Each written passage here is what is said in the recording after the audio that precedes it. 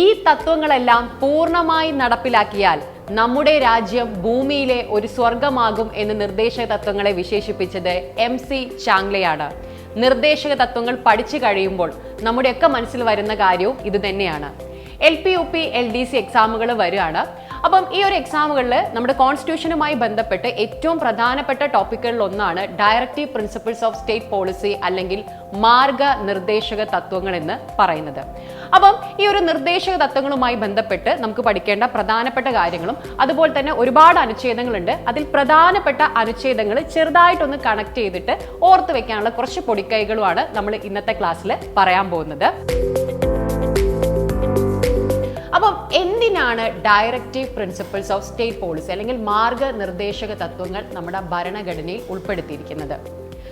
ഒരു ക്ഷേമ രാഷ്ട്രം സ്ഥാപിക്കുക എന്ന ആശയത്തിലാണ് അല്ലെങ്കിൽ ഉദ്ദേശത്തിലാണ് ഡയറക്റ്റീവ് പ്രിൻസിപ്പിൾസ് നമ്മുടെ ഭരണഘടനയിൽ ഉൾപ്പെടുത്തിയിരിക്കുന്നത്. കാരണം മൗലികാവകാശങ്ങളുമായി ബന്ധപ്പെടുത്തി നോക്കുന്ന സമയത്ത് ഇവ രണ്ടും തമ്മിലുള്ള പ്രധാനപ്പെട്ട വ്യത്യാസം എന്ന് പറയുന്നത് മൗലികാവകാശങ്ങൾ എന്താണ്? ന്യായവാദാർഹമാണ് അല്ലെങ്കിൽ ജസ്റ്റീഷ്യബിൾ ആണെന്ന് പറയാം. നമുക്ക് കോടതിയിൽ പോയിട്ട് സ്ഥാപിച്ചെടുക്കാം നമുക്ക് അതെങ്ങാനും കിട്ടിയില്ലെങ്കിൽ.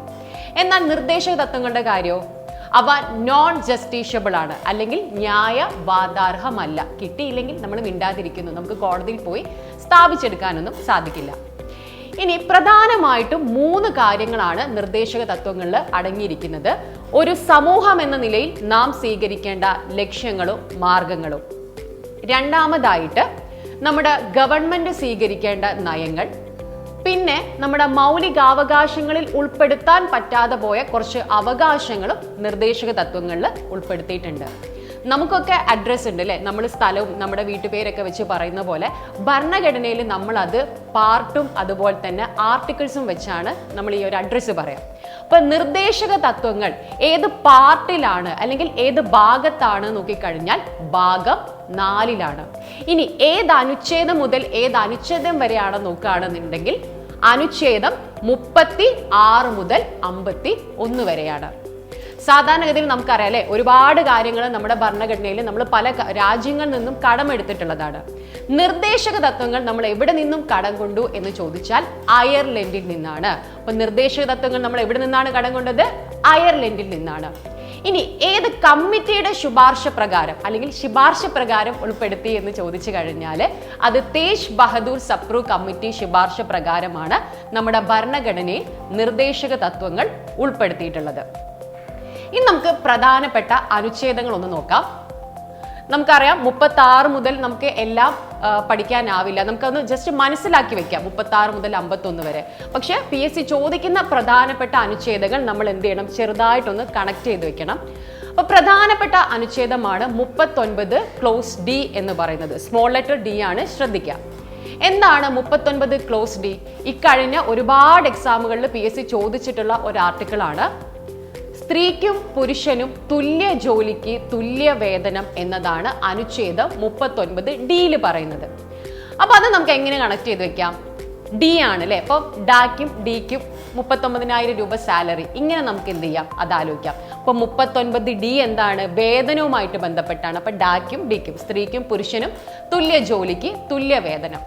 മറ്റൊരു പ്രധാനപ്പെട്ട അനുച്ഛേദമാണ് 39A. ഇതെന്ന് പറയുന്നത് ക്യാപിറ്റൽ ലെറ്റർ A ആണ്, അതായത് അമെൻമെന്റിലൂടെ കൂട്ടിച്ചേർത്തിട്ടുള്ളതാണ്. 39A എന്താണ് പറയുന്നത്? സൗജന്യ നിയമ സഹായമാണ്. എന്താണ്? അനുച്ഛേദം 39A സൗജന്യ നിയമസഹായത്തെ കുറിച്ച് പറയുന്നത്. പ്രധാനപ്പെട്ട മറ്റൊരു ആർട്ടിക്കിളാണ് അനുച്ഛേദം 40. 40 എന്താണ്? പഞ്ചായത്തുകളുടെ രൂപീകരണത്തെ കുറിച്ചിട്ടാണ് പറയുന്നത്. അതെങ്ങനെ നമ്മൾ ആലോചിക്കുക? സാധാരണഗതിയിൽ ഇങ്ങനെ 4 ആൾ കൂടുമ്പോൾ നമ്മൾ പഞ്ചായത്ത് കൂടുക എന്നൊക്കെ പറയാറുണ്ട് അല്ലെ. അപ്പൊ നമുക്ക് അങ്ങനെ ആലോചിക്കാം. 40 പഞ്ചായത്തുകളുടെ രൂപീകരണമാണ്. ഇനി അനുച്ഛേദം 42 കുറച്ചൊരു വലിയ കുറച്ച് കാര്യങ്ങളാണ് പറയുന്നത്. പക്ഷെ അവിടെ നമുക്ക് പ്രധാനമായിട്ടും ആലോചിക്കേണ്ട കാര്യം എന്ന് പറയുന്നത് മെറ്റേണിറ്റി റിലീഫാണ്. അതായത് ഗർഭാവസ്ഥയിൽ സ്ത്രീകൾക്ക് ഗർഭാവസ്ഥയിൽ ഉള്ള ആനുകൂല്യമാണ് അവിടെ പറയുന്നത്. അപ്പം ഈ മെറ്റേണിറ്റി റിലീഫ് എങ്ങനെ നമുക്ക് ആലോചിക്കാം? 42 അതായത് സാധാരണഗതിയിൽ പ്രസവം കഴിഞ്ഞാൽ അമ്മയും കുട്ടിയുമാണ്, 2 പേരാണല്ലോ വരിക. അപ്പം നമുക്ക് 42 എന്താണ്? മെറ്റേണിറ്റി റിലീഫാണ് എന്ന് നമുക്ക് ആലോചിക്കാം. ഇനി 43 പറയുന്നത് കുടിൽ വ്യവസായമാണ്. 43 കുടിൽ വ്യവസായം അല്ലെങ്കിൽ കോട്ടേജ് ഇൻഡസ്ട്രീസ്, കുടിൽ വ്യവസായത്തെ പ്രോത്സാഹിപ്പിക്കുക. അപ്പൊ 43 നമുക്ക്, അതായത് 3 ആണല്ലോ, 3 ആണ് നമുക്ക് അവിടെ ഓർക്കേണ്ടത്. അപ്പൊ കുടിൽ 3 അക്ഷരാണ്. അപ്പൊ നമുക്ക് 43 കുടിൽ വ്യവസായം എന്ന് ആലോചിക്കാം. ഇനി 44 എന്താണ്? ഇപ്പൊ ഏറ്റവും കൂടുതൽ ഡിസ്കഷൻ നടക്കുന്ന ഒരു കാര്യമാണ് 44 ഇരിക്കുന്നത്. മിക്കവാറും ക്വസ്റ്റ്യൻ വരും. 44 എന്താണ്? യൂണിഫോം സിവിൽ കോഡാണ് അല്ലെ. യൂണിഫോം സിവിൽ കോഡാണ്, ഏക സിവിൽ നിയമ സംഹിത. അപ്പം 4 ഒരേപോലെയല്ലേ ഇരിക്കുന്നത്. അപ്പം നമുക്ക് യൂണിഫോമിറ്റി ഉണ്ട് അല്ലെ, 4 ഒരേപോലെ ഇരിക്കുന്നത്. അപ്പം നമുക്ക് എന്ത് ചെയ്യാം? 44 യൂണിഫോം സിവിൽ കോഡ്, അങ്ങനെ നമുക്ക് ആലോചിക്കാം. ഇനി 45 എന്താണ്? 6 വയസ്സിന് താഴെ പ്രായമുള്ള കുട്ടികളുടെ വിദ്യാഭ്യാസവും സംരക്ഷണവുമാണ് ആർട്ടിക്കിൾ 45 പറയണത്. ഇനി 47ഉം 48ഉം ആലോചിക്കാൻ വളരെ എളുപ്പമാണ്. കാലങ്ങളായിട്ട് ഓടുന്നൊരു കോഡ് ഉണ്ട് അതില്. അതായത് 47 എന്താണ്? മദ്യ നിരോധനമാണ് അല്ലെ. 47 എന്താണ്? മദ്യ നിരോധനം. അപ്പൊ 4 കാലിൽ ഇഴയും, മദ്യം കഴിച്ചു കഴിഞ്ഞാൽ 4 കാലിൽ ഇഴയും. അങ്ങനെ നമുക്ക് 47 മദ്യ നിരോധനം ആലോചിക്കാം. ഇനി 48 എന്താണ്? ഗോവധ നിരോധനമാണ്. 48 എന്താണ്? ഗോവധ നിരോധനം. അപ്പൊ 4 കാലികളെ വെട്ടരുത്. അപ്പൊ നമുക്ക് 4 കാലികളെ വെട്ടരുത്, ഗോവധ നിരോധനം അവിടെ കിട്ടും. പിന്നെ 50 പറയുന്നത് നീതിന്യായ വിഭാഗത്തെ കാര്യനിർവഹണ വിഭാഗത്തിൽ നിന്നും വേർതിരിക്കുക എന്നുള്ളതാണ്. 50 എന്താണ്? നീതിന്യായ വിഭാഗത്തെ കാര്യനിർവഹണ വിഭാഗത്തിൽ നിന്നും വേർതിരിക്കാം.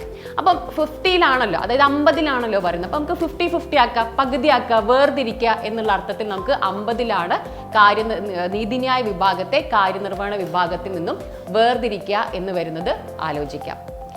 പിന്നെ 51 അല്ലെ, നമുക്കറിയാം directive principles of state policy അല്ലെങ്കിൽ നിർദ്ദേശക തത്വങ്ങൾ ആർട്ടിക്കിൾ 36 മുതൽ 51 വരെയാണല്ലോ പറയുന്നത്. 51 എത്തുമ്പോഴത്തേക്ക് നമുക്ക് സമാധാനമായി, കാരണം നമ്മൾ നിർദ്ദേശക തത്വങ്ങൾ പഠിച്ചു കഴിഞ്ഞല്ലോ. അപ്പൊ 51-ലും സമാധാനം എന്ന് ആലോചിച്ചാൽ മതി. അന്താരാഷ്ട്ര സമാധാനവും സുരക്ഷിതത്വവും എന്നുള്ളതാണ് എന്താണ് 51-ൽ പറയുന്നത്. അന്താരാഷ്ട്ര സമാധാനവും സുരക്ഷിതത്വവും പ്രോത്സാഹിപ്പിക്കുക എന്നുള്ളതാണ്. അപ്പം 51 പഠിച്ചു കഴിഞ്ഞു, നമുക്ക് സമാധാനമായി. അന്താരാഷ്ട്ര സമാധാനമാണ് ഉള്ളതെന്നും നമുക്ക് ആലോചിക്കാൻ പറ്റും. അപ്പോൾ നിർദ്ദേശക തത്വങ്ങളുമായി ബന്ധപ്പെട്ട് പ്രധാനപ്പെട്ട കാര്യങ്ങളും പ്രധാനപ്പെട്ട അനുച്ഛേദങ്ങളുമാണ് നമ്മളിപ്പോൾ പറഞ്ഞിട്ടുള്ളത്. ഈ അനുച്ഛേദങ്ങളൊന്നും മുഴുവനായിട്ട് നമുക്ക് പഠിക്കേണ്ട കാര്യമില്ല, കാരണം നമുക്ക് ഓപ്ഷൻസിൽ നിന്ന് എടുത്താൽ മതി. അപ്പോൾ പ്രധാനപ്പെട്ട അതിലൊരു വാക്കും ആ അനുച്ഛേദവും തമ്മിലൊന്ന് ഇതുപോലെ നമ്മൾ ചെറുതായിട്ടൊരു കൊളുത്തിട്ട് വെച്ചാൽ മതി. ഇപ്പം നമ്മൾ പഞ്ചായത്തുകളുടെ രൂപീകരണം 4 ആൾ കൂടുമ്പോൾ പഞ്ചായത്ത് എന്ന് പറയും. ഇത്തരത്തിൽ എന്ത് ചെയ്യുക? ചെറിയ ചെറിയ കണക്ഷൻസ് ഉണ്ടാക്കി കഴിഞ്ഞാൽ നമുക്ക് എക്സാം ഹോളിൽ ഒരുപാട് സമയം ലാഭിക്കാൻ പറ്റും.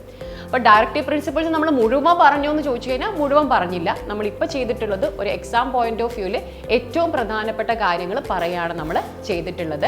അപ്പോൾ ഇതുപോലെ എക്സാമിൽ ചോദിക്കുന്ന പ്രധാനപ്പെട്ട ടോപ്പിക്കുകളുമായി ബന്ധപ്പെട്ട് പഠിക്കേണ്ട പ്രധാനപ്പെട്ട കാര്യങ്ങൾ ഉൾപ്പെടുത്തിയിട്ട് നമുക്ക് കൂടുതൽ വീഡിയോകളുമായിട്ട് കാണാം.